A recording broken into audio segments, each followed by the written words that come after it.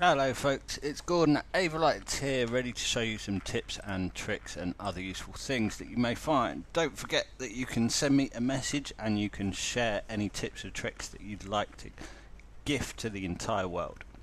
The first thing that I always do is I make sure that I'm taking full use of all the different record modes that we have, either by channel, by fixture or by stage. This ballyhoo cue that I've got in here leaves me in a nice position, but I only have the position channel and the colour channel programmed into there. I've also got a funky shape generator effect going around these mulfays around the stage. If I want to change any of these effects, like the one that I have going around the mulfays, I can connect to it in version 11, so I can go connect to this particular one and then work through the shape generator process the same as I normally would, and adjust the spread or adjust the size if I'd wish. Dropping this ballyhoo cue down, it still leaves me in a nice position because here in this look cue I've recorded by stage, so this means I have a snapshot of absolutely everything in there. At the end of a song, if I was doing this, then as soon as the round of applause finished, I could tap the swap button and replace all of that LTP information in there, which puts me into a nice holding state and gives me a nice punch at the same time. I'll take that down and I will go through a few fan options for you. Taking this, what shall I do? Let's take all of my beams that I have in this particular show file and locate them just so that I can see where they are. I want to tilt them up into a nice position that's not blinding the entire audience all at once. Enabling fan, I make always full use of the various curves that we have. In version 11 we have a few more curves. Wings seems to be a particularly popular one. Fanning out now, this is over 40 different fixtures, so this could take me quite a while to get ready as normal, but as you saw there, I just did it in the space of a couple of seconds. Locating them again, I'll tilt them up again, and you can work with fan with any attribute. It's not specifically related to how everybody works with it in pan. I could create some interesting effects there. I've got a nice base position there to work for. If I make a shape generator that pans, I've got a kind of search effect thing going on. I can then spread that shape if I'd like. That could be a really funky effect to build into a particular shape. What else should we go through? Having faith in the fact that the position window, if I quick record into it, is only going to record position information. However much I've got in the programmer, it's just going to save that position information in there. The color window is going to do exactly the same but with color, which is nice because I can create an entire look on my stage. I can drop some colors in there. I can do all kinds of weird and wonderful stuff. If I add some positions in, you can see I've got a number of different attributes in the programmer. Just double tapping in one of these windows is just going to quick record that particular attribute. Keeping an eye on what I've got within my palettes is also nice and useful, because I can just see that that palette that I've made very quickly there has just got pan information. I know the console's done that for me. It's good. I'm nice and happy. Job done. To delete palettes, I'm always in a bad habit of not deleting palettes that I'm not using, but deleting palettes is simply a case of pressing delete and double clicking on any of these ones that you have. The next thing that I would like to show you is, for those of you who don't use that odd even all button that is on every single console, you can make a lot of use of it, and it will save you a lot of time in making different groups and doing lots of different things. With all my BMFL blades selected at the moment, I can work across the odd even all button and just tap odd even all and then tap odd. I don't need to make another group. It's going to save me a couple of button presses, but being able to go odd even all, maybe I like all the even ones within this group, odd even all, and 1 in X is a particularly useful one. I can type 1 in X I've got a number of options there, so 1 in 5 fixtures, that's done a lot of the work for me. I don't have to jump into my fixtures window, I don't have to jump backwards and forwards and backwards and forwards, or make hundreds of different groups. The other thing that a lot of people don't seem to know is within every single one of these groups that is recorded on your console, there is a group order and there is a group layout. To be able to change any of these group orders or group layouts, what I can do is I can tap the group hard key on my console and then tap one of these groups. You'll see on the soft key here I've got fixture order and I've got edit the layout. Jumping in to change the fixture order, I can see that all of them are in a nice happy position. The shape generator will pay attention to the fixture order, so if I jump into shape generator and just create a dimmer, say dimmer spread over 4, it's actually going to look pretty good. If I've got a number of fixtures that all have the same fixture order and it doesn't represent my rig, then that particular shape that I've made is going to look very, very different. Working with the fixture layout would be particularly useful with this beams group I have. Because I've got an entire matrix of them, making sure that my fixture layout is working and is logical and is the way that I've represented my rig means that the pixel mapper and the keyframe shape generator that works with the fixture layout is going to be able to respond exactly how I'd expect. If I create an effect in the pixel mapper, you can see that at the moment I have all of the beam fixtures that I have selected displayed in the effect editor window.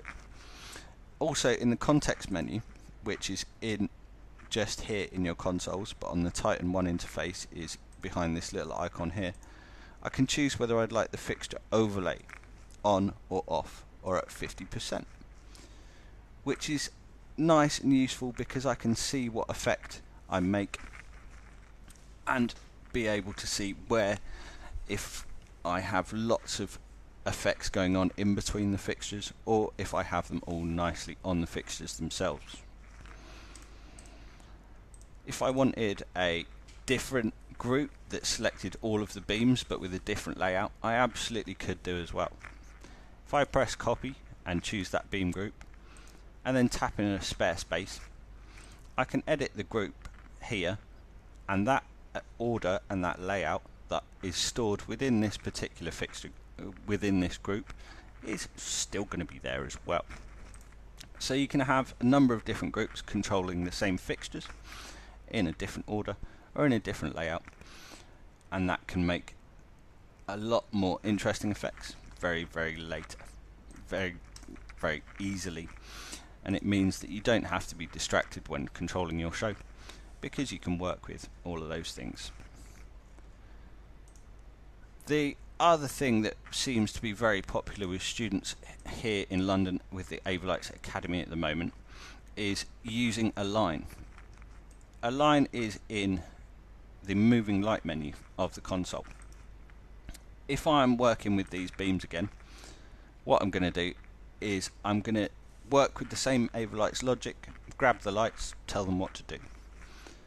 If I select the first beam in this particular row and say I'd like that one red, I then select the last beam and go I'd like that one blue. All of these colour values are in the programmer, they're nice and happy, but what I'd like to do is create a really nice colour fade in between these two fixtures. So I'm going to select all of the fixtures in between this first one and this last one that I have already given colour values to, and I'm going to go into moving light menu. I'm then going to say I'd like to align these fixtures. They're red at the moment, so they're listening for an instruction. I've got some pan and tilt values in there that I might not want to align with. I've got a mask in align that I can use to go, okay, well, I would like to exclude any pan or tilt values from align. Going back in the menu one step by pressing exit, they're still happy and listening for an instruction. So what I need to do now is I need to say I'd like this first beam to be an instruction, and this last beam to be the next instruction. Because I selected these fixtures in between from left to right, I then chose the first instruction from the left and the second instruction from the right hand side.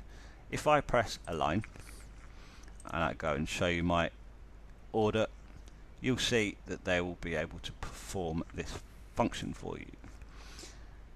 Let's try that again. That happened because I had repeat attributes on. If I toggle it to spread attributes, so it will spread out these color values in between the first and the last one, I select that one as my first instruction, I select that one as my last instruction, press align, and you can see it will perform a nice color fade for me. This saves me selecting each individual one of those 10 fixtures that I have and dialing in color values, going to the next one, dialing in another color value, potentially going, oh no, that's not quite right, going backwards and forwards and backwards and forwards, etc., etc. A lot of people seem to like Align. I like Align as well. It can make your life a lot easier. Because Align is not limited to just working with color attributes, I could have it aligning the position and the color information and the intensity information if I would like. So I could have it spreading or repeating a number of different attributes very, very easily. I'll go through an example of using repeat attributes. Selecting this first light and saying I'd like this one to be red, and then selecting the next light and saying I'd like this one to be green. What I would like now is all of these fixtures on the screen to have some instructions, and I don't want to put them in myself. I want the console to do the hard work for me. So I'm going to go into moving light menu and then align fixtures. I've got those pan and tilt values in there again, so I'm going to take them out using the mask.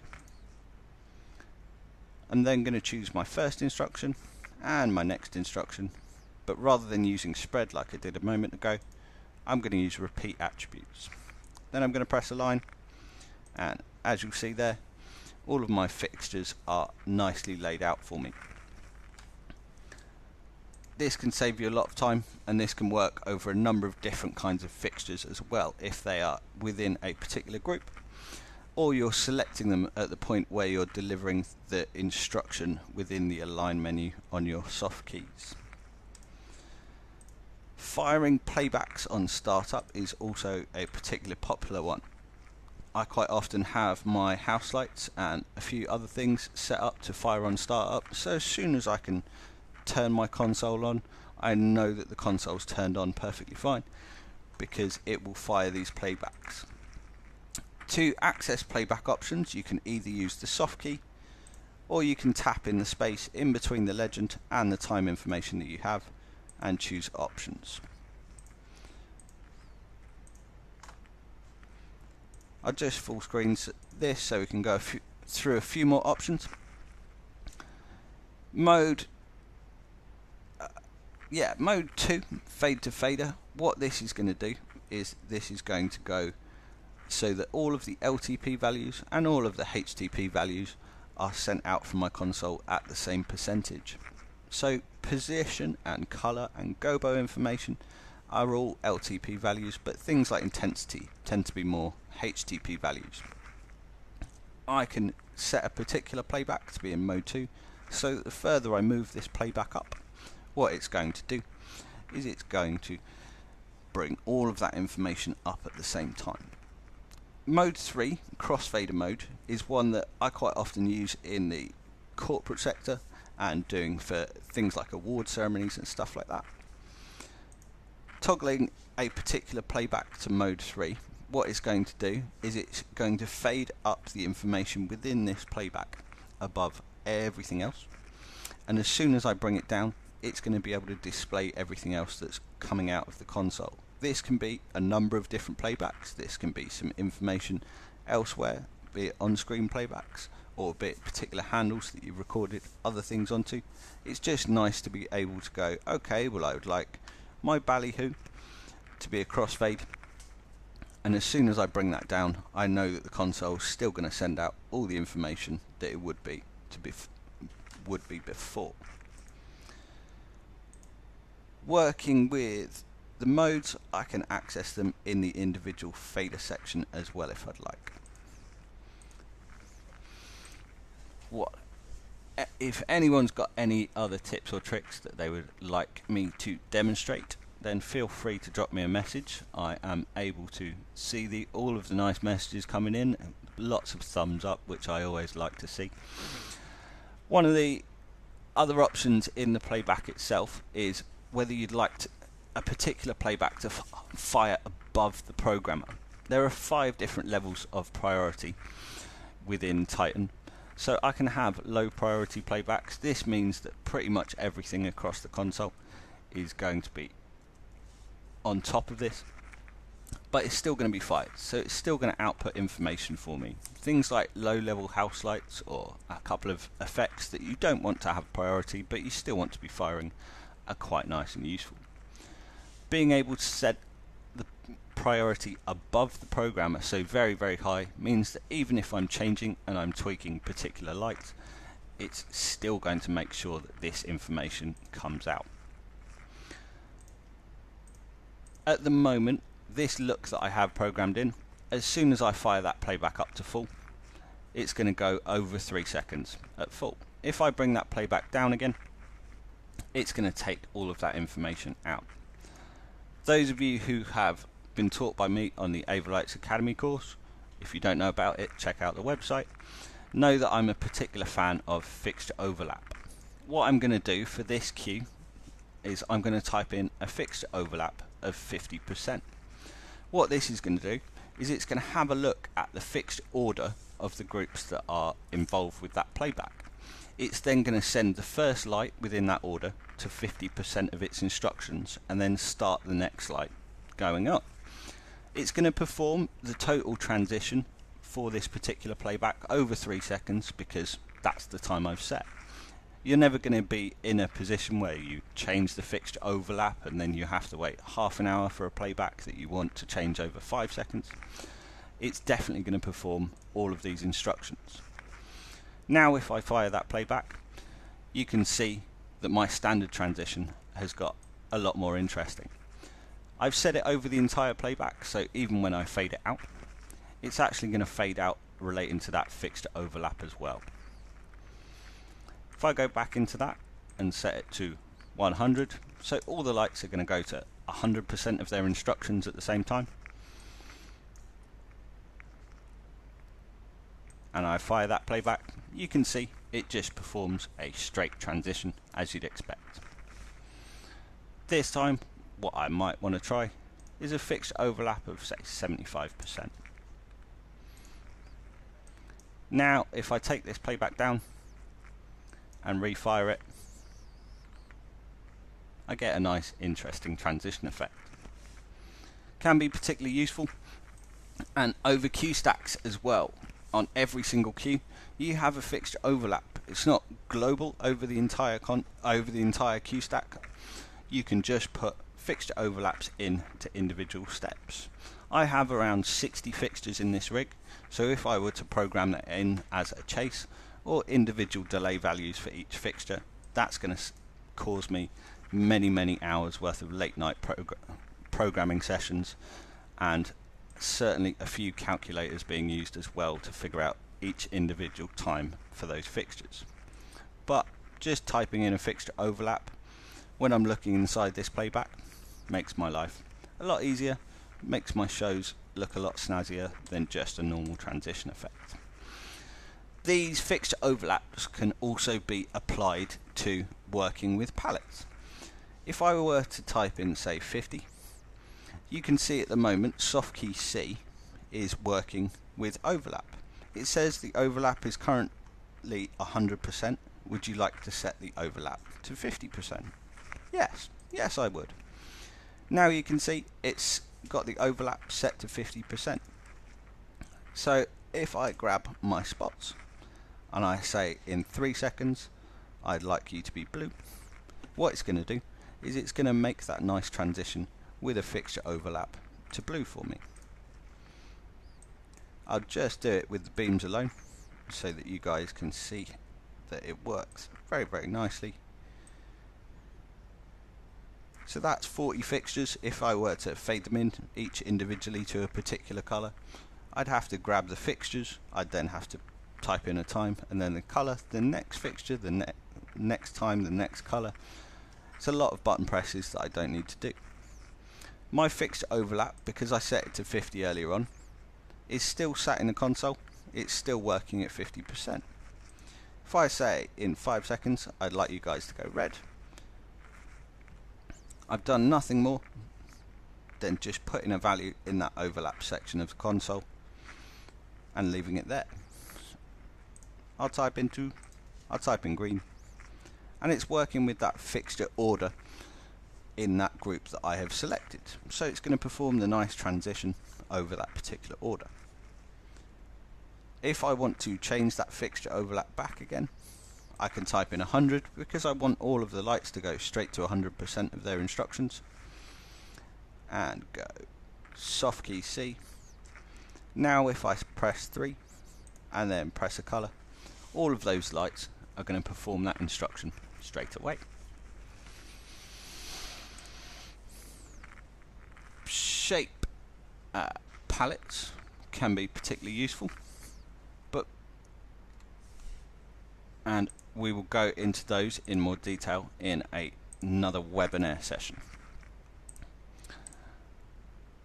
Customizing your windows and laying out your windows is a thing that I often see users being scared of or not particularly bothering with, and then struggling later on when they're operating the console. This doesn't have to be as complicated as you think it may be, and it takes a couple of seconds to work through. If I want to fill this space with the color window, I can either choose a particular layout for this window using the cog icon, or I can tap this arrow. You see that net's come up across the entire screen. This is going to allow me to either drag the corners of any of these windows and make it bigger or smaller, or with that net up I can drag a box over an entire area and deliver that information. As soon as I am done there, if I have a spare space in the workspaces area of the console, I can tap once, I can set a legend, and I can press enter. And now wherever I go in my console, I've always got this window layout for me. You can see it was there laid out like that beforehand, and now if I tap that, it's going to be laid out in my new way. The open/view button on your consoles, including on the Titan Mobile, can be used to access any kind of attribute as well. If I'm in, say, fixtures and groups windows, and I just want to grab some color information very, very quickly, I can tap open/view, and then I can tap the color attribute on your attribute bank, which is really nice and useful if you just want to grab quick access to a particular color. If anyone would like to share any more tips and tricks, then feel free to let me know. Just comment on the bottom of the video and I should be able to see.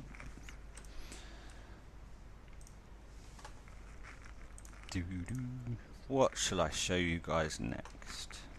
That is the wonderful question. Now I have connected to this particular playback, I can go into shapes and effects and I can edit a shape. Connecting to shapes is particularly useful because that effect that I have running on this particular playback at the moment, it looks good, but maybe I'd like the size slightly larger later on. If I press Connect/Q on the console and then tap one of these playbacks, what it's going to do is it's going to load that information into the shape generator for me, ready to change. If I tap Shapes and Effects and then Shape Generator, it will show that there is no group selected because I haven't currently selected a group, but I can edit an effect because there's one currently connected to the console. So if I select that, you'll see on my wheels at the bottom of the screen I've got the speed, the size and the spread. If I wind this up, then because I've connected to that particular playback, that's done. I can bring this down and fire it again, and it's going to have that new speed, that new size information for me. There's no need to re-record and merge other effects into there and complicate the process. I can just jump in and go for it. This ballyhoo cue that I have on the console, I've got a number of different effects running. I've got some movement happening over my spots. I've got a dimmer chase happening over the mole phase. So I can connect to this particular playback, and that's going to put that shape inside the shape generator. So if I go into shape generator again and this time click edit, it's going to say, would you like to select a shape? Yes I would. And you can see there it will show you the name of the playback, and it will show you what shape that you could possibly edit. So I can tap on that dimmer spread, and I could dial the spread of it up, and then I can deselect it and tap on the circle and take that down if I'd like to. Because I've connected to this individual playback, that information is going to be kept within that playback itself, but it's not going to fire out of the console until I refire it. So you shouldn't be worried about editing shapes while the playback is currently live. If I take this down and I refire it again, that's going to fire those effects with that new information.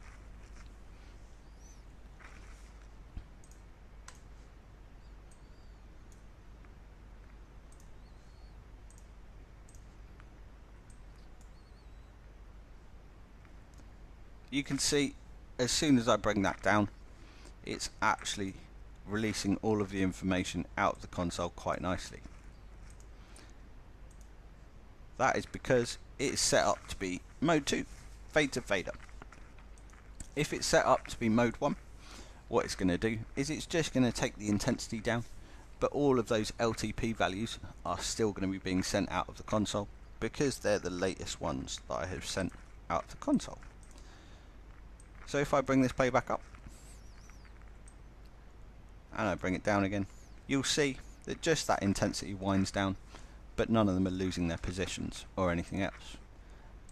Using these to your advantage and creating a different combination of them can be really nice and can create some really interesting looks.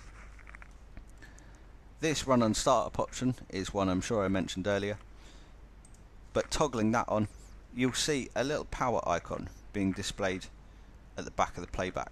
This means that as soon as the console gets turned on, it's going to fire this playback. If I'd like to fire a cue stack, that's absolutely fine. Anything on a playback I can toggle to run on startup using those playback options. All I have to do, change that little toggle switch there, done. Because I'm already inside and I'm changing the options within that particular playback, I can be rest assured that that is going to fire as soon as I start my console up. And then as soon as I press the go button, I've had a look at the stage, that nice look is going to be displayed. Happy days. Anyone who doesn't understand or doesn't use the highlight button, that's another tip or trick that I can highly recommend. Taking my spots that I have in this rig as a good example and switching highlight on, what it's going to do is it's going to turn every single light yellow by default. We can put custom values into highlight if we'd like, but this is a programming tool. I'm quite happy with those being yellow at the moment. I can then use the fixture -1 and +1 buttons, and what this is going to do is it's as soon as I select one particular fixture rather than that entire group, it's just going to turn one of them yellow. I now still haven't selected just that individual fixture. The entire group is selected, but I will just have control over that one fixture until I press fixture +1. I'm then going to have control over the next fixture within the order of that group. If I want to change that first one, I can press fixture -1, and work with it like that. As soon as I'm happy, I can toggle highlight off. What it's going to do is it's going to take that colour information out for me. It's not going to record those colour values into the programmer. It's just a nice little programming tool that can make your life easier. Because if I wanted to do that at the moment and then go to the next fixture without using highlight, I'd have to go into fixtures and groups, look at a different page, and then go, okay, well, I don't want that one now, I want that one now, and then go back into my normal workspace that I'm working in and change it. Highlight makes my life a lot easier, grabbing all those spots and working through highlight. You can see that every fixture within that group is going to be selected one by one, but I can still see where all of the lights are outputting. It'll work across fixtures, it'll work across LED and CMY fixtures. With dimmers, it's going to work slightly differently. Because we can't put colour values into conventional dimmers, it's going to work by dropping any other dimmer channels down to 20% and showing the one that I have selected at 100%, which is quite good for narrowing down which particular one of these lights I wanted to use, or just checking that they all work. If I turn highlight off, exactly the same with the odd even all group. I can tap odd even all, select all those odd ones, grab the intensity and turn them down. Recording this to a playback, because that's just some dimmer information. What I normally do is I normally record by channel, dump it into there, happy days. I've then used a minimal amount of buttons and I've gone through all of these pars and checked that they're working. I've selected all the odd ones, I've turned them up, I've then recorded into that particular playback.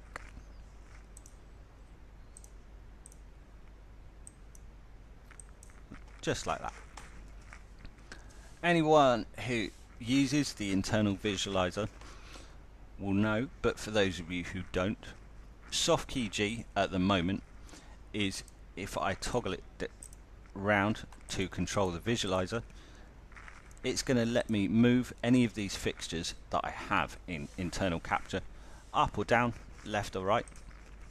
If I tap it again, what it's going to do is it's going to show me the orientation, so I can spin those lights round.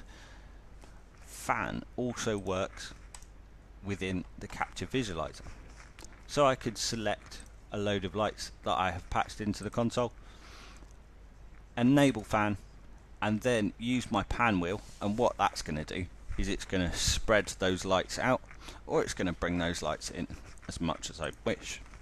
So you can set up your fixtures in internal capture visualizer a lot quicker than you would think. There's no more need to select each individual fixture and then move them around, unless you really want to, in which case of course you can do.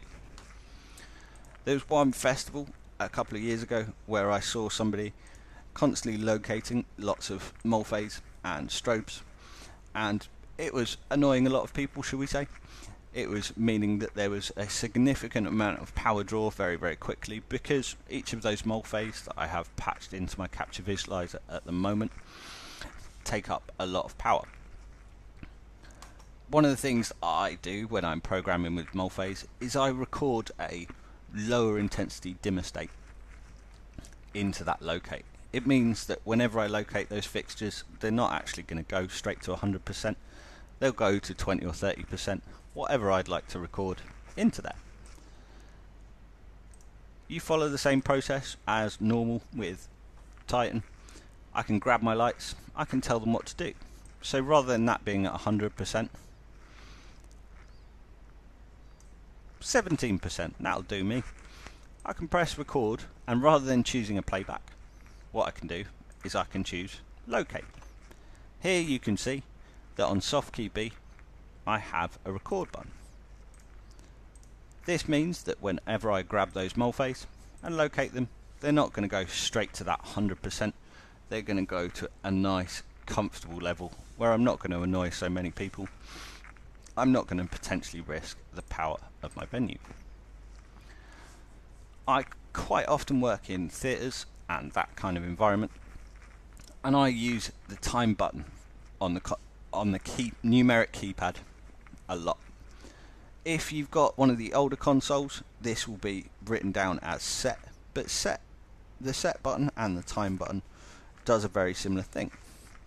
If I am in the middle of recording some stuff and I go, well, the next lot of transitions that I'm going to record are all nice and slow, so I could say time 3 and enter, and what this is going to do is this is going to put that time information into the console. It's not attribute information for particular moving heads, it's as if it was an attribute just for the console itself. So now if I grab some lights and record a particular state, it's going to record that time information in there for me. I can have it sat in there for a while. I know that that information is going to be delivered because I've put it into the console. I've then told the console to record something, so I know it's going to remember it nicely. If you wanted to control individual times of certain attributes, you can change what your wheels do.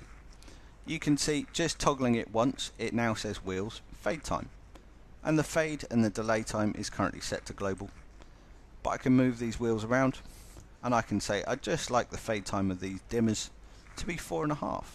This is going to perform a dimmer fade when I record it over 4.5 seconds for me. If you've got a console surface in front of you, it's a really nice easy way of being able to grab and adjust those times at point of recording rather than having to work with it a lot later on. Working with it later on we also can do. Having a look in this playback view, I can view information that is within this playback and within this individual cue. This works the same across anything that you might record onto a playback, so cue stacks, chases, all that kind of stuff. It will all have a view cue button inside it. I'll just make this full screen. In your context menu, which for those of you who hadn't joined me yet, for it beforehand will be just here on your console, but on your Titan 1 interface I will be able to tap here and choose time information or level information or shape or effect information that I'd like.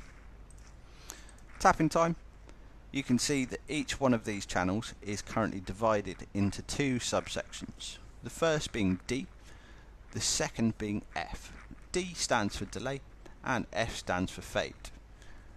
Just seen Guy's message, can we change the dim value to 5% on highlight? Yes, you can.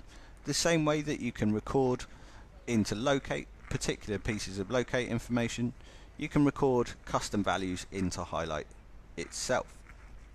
Remember that these are programming tools, so they're not going to put values into the programmer for you.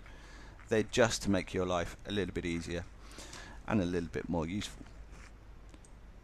Selecting, say, all the red channels, I can choose whether I'd like the console's ability to send this information out is on or off.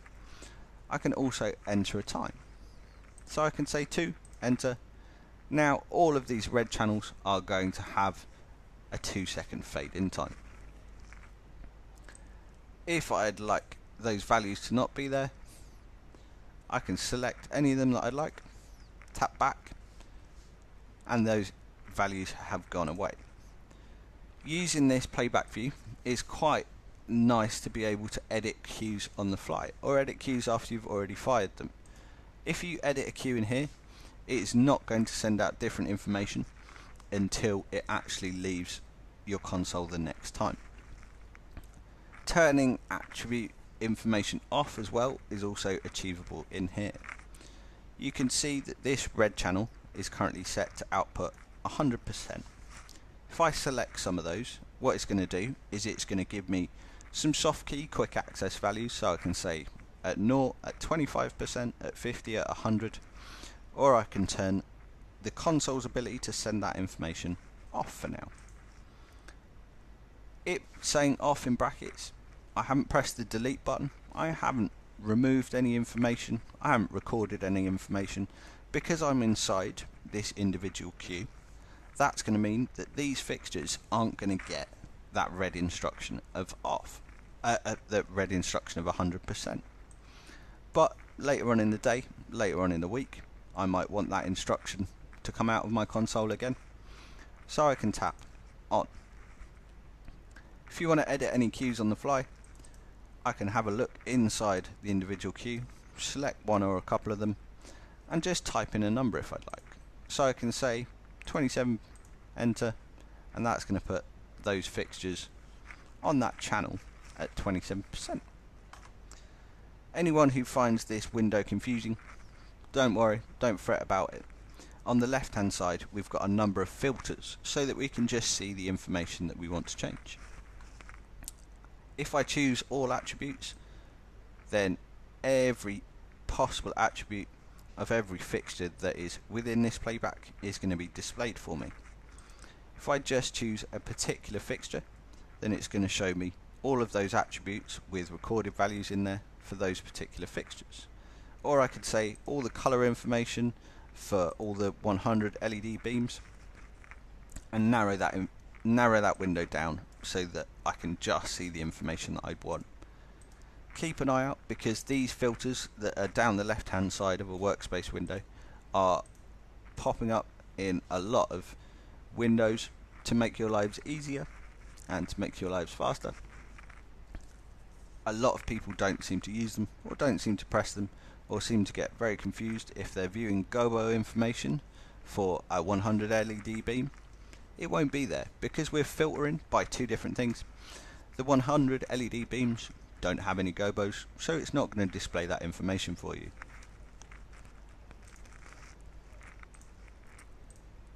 Recording and merging is often something I do at the very last minute, just when the show is close but not quite there. I don't want to delete and make any new fresh playbacks. I just want to amend some of the information that's within there as well. Grabbing some lights and telling them what to do is always the process that I follow. It keeps my head straight. It means that I don't have to think about lots of different things. I can go, no, that looks right. I can have a look at the attribute bank on the console and go, yep, that information is definitely in the programmer, and I can press record. Even when you're updating new information and putting new information into a playback, I still have these record modes. So I can go, okay, well, I just want those two pieces of information to be in there.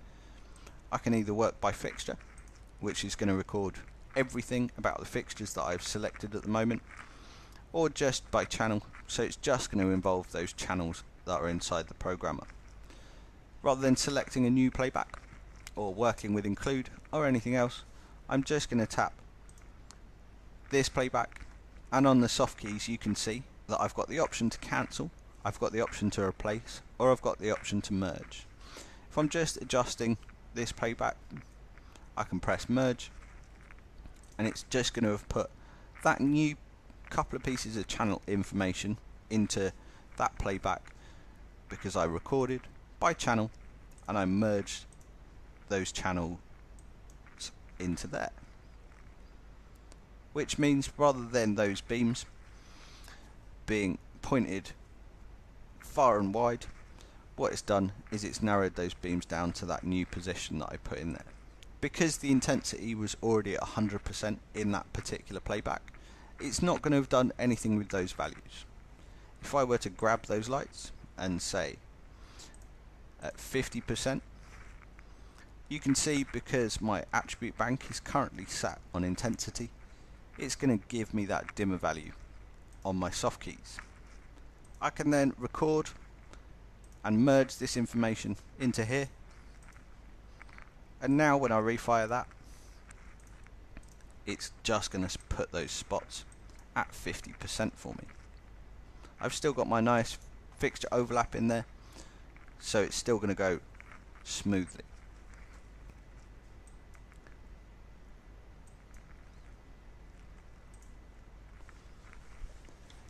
I'll just go through recording some custom highlight values as well, because certainly I've been caught out a few times where I've been working with highlight, realised that the entire stage has been painted blue, so I can't clearly see where my fixtures are pointing. Grab some lights and tell them what to do. At the moment, the not selected state, which is what we call the low light state in Titan, is blue, and it is blue by default for these fixtures, but I'd like it to be magenta. So rather than recording onto a playback or trying to remember where these pieces of information are, I can press record and I can tap the highlight button. This gives you another mask, so if you'd pointed these lights in an interesting direction, or you're in the middle of working with a show and you didn't want them, you could set the mask to get rid of that pan information during this record process. I can then choose store a low light state. Now if I locate those lights and I highlight them, you can see they're all turning yellow because they're all currently selected. If I go to fixture +1, it's just going to have recorded that magenta value in there for me. That's because I was recording by channel. If I wanted all of those lights to definitely be in magenta the entire time, I could either work by taking these channels out and putting that one at full, or I could record by fixture into that highlight button. I'm now going to tap low light state again, and you'll see that those fixtures are now magenta. Highlight working with dimmers as well.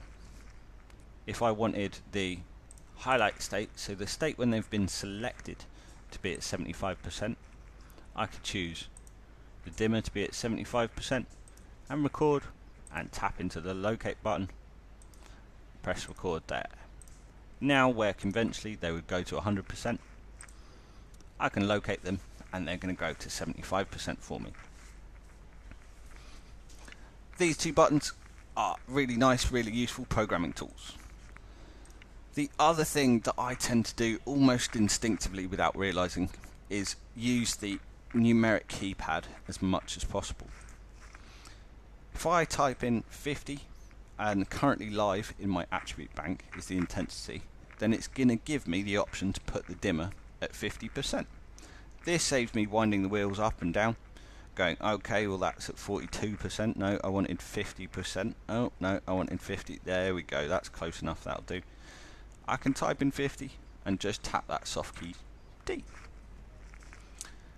The same with colour information and any other values that may appear on your attribute bank. You can see as I'm tapping through the various colour channels within these fixtures, it's giving me options relevant to those wheels. So I could say I'd like the cyan at 50%. Job done. Using these different options, I can work through my fixtures and just get information where I want nice and quickly. One of the videos that I will be doing soon, and if you haven't worked through masks already, is often an important one to try and master. There are masks on a whole number of things within Avolites. There's one in the locate button, there's one in the clear button, there's one in the record button. What masking is going to do is either it's going to include or it's going to exclude certain pieces of information depending on what button you have pressed. If I use that clear mask and say I'd like to clear colour information but I don't want to clear other information, I absolutely can do. This means that I can get rid of pieces of information from the programmer either at the point of entry or at the point of record, so I can still keep my show nice and clear, nice and useful. I can still use my programmer while I'm working in a live show environment. You can see here I've got some position information, some intensity information, some colour information and some gobo information. I don't like that gobo information, I want to clear that out of the programmer. So I'm going to hold down the clear button, and rather than clearing every piece of information from the programmer and trying to reinstate it very quickly, I'm going to tap the clear mask and I'm just going to clear gobo information. It can be done in two different ways. I can either go through all of these attributes and deselect everything but gobo so that it's only clearing gobo information, or I can use some of the quick keys underneath them and say set mask to clear nothing, and then choose inside the mask that I just want that to clear gobo. Get comfortable with using that. Being able to not have to press clear a few hundred times and risk your show, often very, very useful. I hope some of these tips and tricks have been useful to some of you guys. If you would like to send in some more requests for the next web session, or you'd like to book in for Avolites Academy training, we're opening a number of academy centres across the world. Feel free to get in touch. My email address is training@avolites.com. Hope you guys enjoyed this video of all the tips and tricks I find useful, and I hope to see you all commenting and liking on the next one.